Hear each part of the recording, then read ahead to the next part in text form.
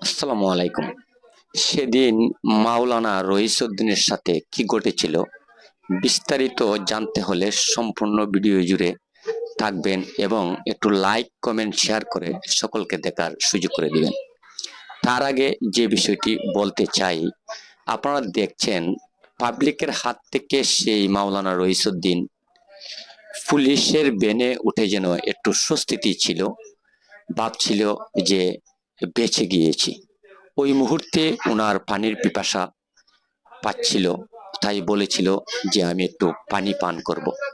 তখন তাকে পানিও দেওয়া হয়েছিল, কিন্তু পানি খেতে দেওয়া হয়নি।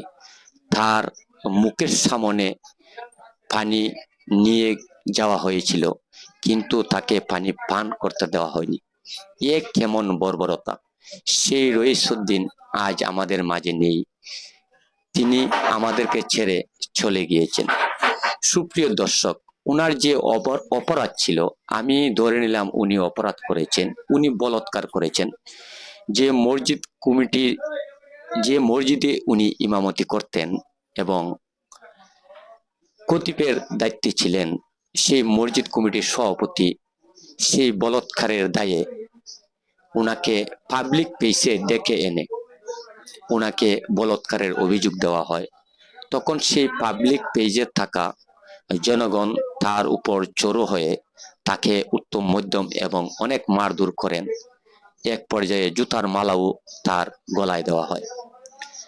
আমার প্রশ্ন হলো, উনি যদি বলাৎকার করেই থাকেন, অন্যায় করে থাকেন, তাহলে উনাকে দেশে আইন রয়েছে, আদালত রয়েছে, পুলিশ প্রশাসন রয়েছে, তাকে পুলিশ প্রশাসন না দিয়ে তাকে পাবলিক প্লেসে ওইভাবে এনে অপমান, নির্যাতন, মারধর করে তাকে ওইভাবে নির্যাতিত করেছেন, এটা মোটেই ঠিক করেনি। তাই আমি বলবো, সুপ্রিয় দর্শক, আপনারা সেই বিষয়টি কিভাবে নিচ্ছেন এবং কিভাবে দেখছেন অবশ্যই কমেন্ট বক্সের মাধ্যমে জানাবেন। তাদের কি শাস্তি আপনারা দাবি করছেন? আজ দেখেন, উনার মেয়ে রয়েছে, উনার বাবা রয়েছে, উনার মা রয়েছে, উনার একটি ফুটফুটে মাসুম বাচ্চা রয়েছে, একটি মেয়ে সন্তান রয়েছে। বারবার কান্নায় ভেঙে পড়েছে, শুধু বলতেছে যে বাবা তুমি কোথায়, আমার বাবাকে কেন হত্যা করা হয়েছে, আমার বাবাকে কেন মারা হয়েছে।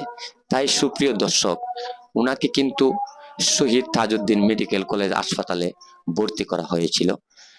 ভর্তি করার পরে কিন্তু উনাকে পুলিশ প্রশাসনের মাধ্যমে জেল হাজতে প্রেরণ করা হয়। হঠাৎ করে রাত্র 3টার দিকে উনি কিন্তু মারা যান। তাই সুপ্রিয় দর্শক, যে অন্যায়, যে অবিচার, দেশে আইন আদালত, পুলিশ ব্যবস্থা, আইন ব্যবস্থা রেখে আইন নিজের হাতে তুলে নেওয়াটা কতটুকু সঠিক হয়েছে, আপনারা অবশ্যই কমেন্ট বক্সে